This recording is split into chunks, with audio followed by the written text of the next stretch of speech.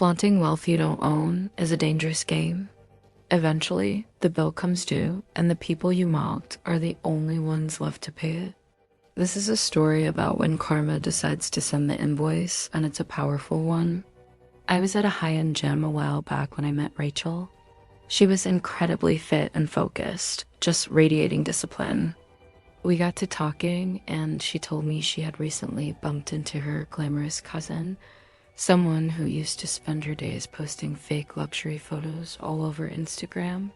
But now, that same cousin was desperately looking for a job, any job she could get. Rachel told me all about this cousin. Let's call her Tiffany. Tiffany lived for the gram.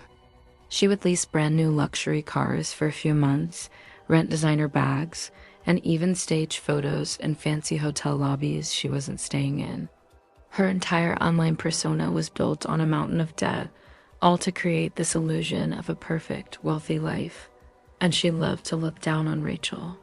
She'd make comments about Rachel's simple life, her practical car, and her focus on building a real business instead of chasing clout.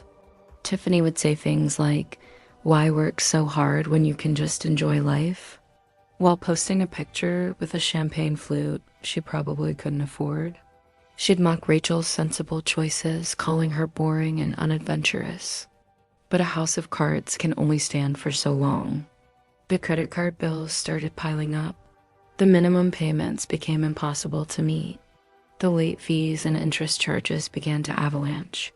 Suddenly, the calls from collection agencies started, and the carefully curated facade began to crack. Tiffany's friends, who were only there for the free parties and the reflected glory of her fake lifestyle, started to disappear one by one. When the money dried up, so did their loyalty. The lies she had told everyone, including her own family, started to unravel.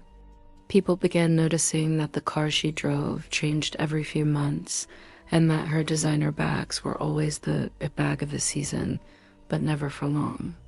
The whispers started, and her social circle, built on superficiality, crumbled. Then came the moment of ultimate humiliation.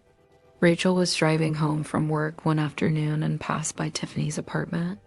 There, in broad daylight, was a tow truck repossessing her leased luxury sedan. Men were carrying out furniture, and there was a notice on the door. Her perfect life was literally being dismantled and hauled away by the bank.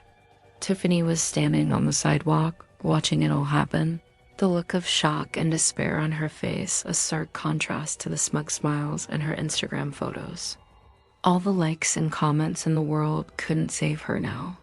The digital empire she had built was completely worthless in the real world. That day, the bill for her charade finally came due, and the price was public shame. A few weeks later, a humble Tiffany reached out to Rachel.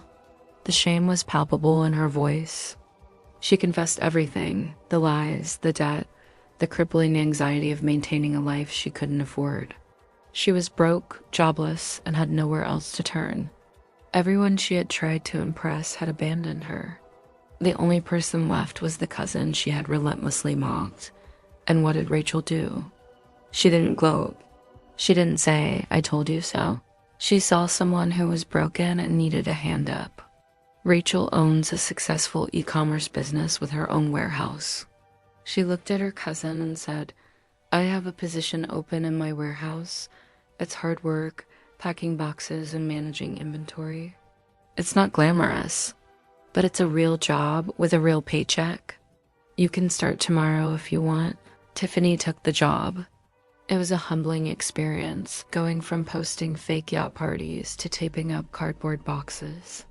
But for the first time, she was earning an honest living. She was learning the value of hard work, the very thing she used to mock Rachel for. It was a long road, but she started to rebuild her life, this time on a foundation of reality, not fantasy. This story is such a powerful reminder that true success isn't about what you can show off. It's about what you can build. Real work, real integrity, and real character will always beat a fake status every single time. What do you think? Let me know in the comments. Thanks for watching, and if you enjoyed this story, make sure to subscribe for more.